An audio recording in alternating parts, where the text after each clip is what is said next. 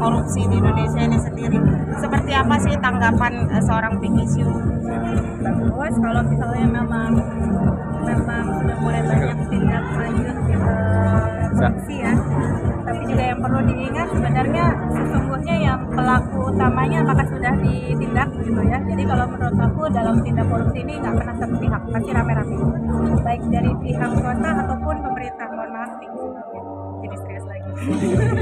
Tapi ada rasa ketakutan nggak jadi apa artis jadi Disorot gitu. disorot dan ada indikasi ada pencucian uang kah atau apakah terhadap takut juga nggak teridentifikasi artis-artis yang adanya pencucian uang karena mendapatkan uang dengan cara yang beda atau apa gitu? Sebenarnya kalau misalnya di bidang apapun itu kan resiko selalu ada ya gitu ya. Aku pernah dengar kasus misalnya kayak kemarin ada teman-teman yang akhirnya terkena kasus perkara penipuan gitu ya. Saya udah nyanyi dibayar, ternyata uangnya seribu. Padahal sebenarnya nggak boleh diambil lagi karena itu kan kita udah kerja kecuali baru kontrak atau apa, kita udah kerja karena apapun itu nggak boleh diambil. Tapi ya serba salah, nanti diprotes juga mau nggak mau kan jadi nilai sosial yang membuat itu. Jadi ya buat aku sih sebenarnya ya berusaha ambil jalur yang benar-benar aja sih ya, walaupun sekarang gini ya sebagai narasi ketika kita mengambil jalur yang benar di sekitarnya juga lingkungannya tidak baik pasti akan bisa terganggu.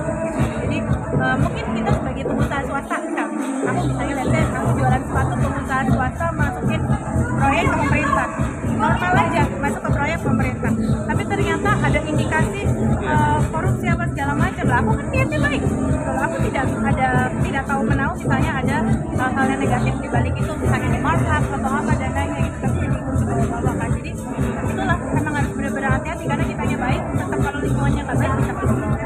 Jadi ikut bangga nggak sih dengan cara kerja Kejagung akhir-akhir ini?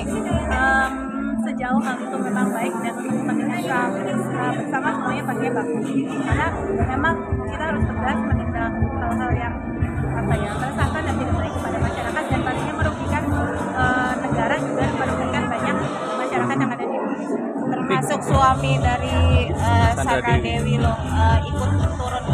Sedih nggak sih dengar kabarnya sendiri?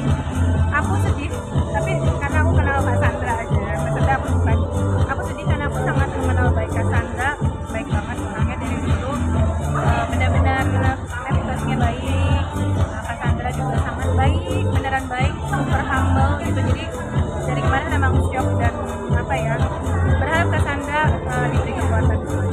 Apalagi kehidupan dia selama ini netizen sudah berharap pengen banget seperti seorang Sandra Dewi yang kehidupannya glamor. Ya, itulah kenapa aku tuh selalu tidak berusaha untuk berzon terhadap sesuatu gitu.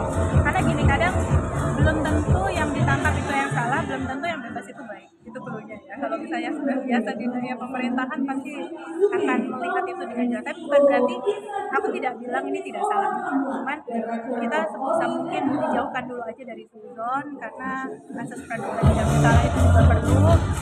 Doakan saja kalau memang kalau memang benar diungkap kebenarannya, kalau memang salah ya ditindak sesuai dengan hukumannya. Oke, terima kasih.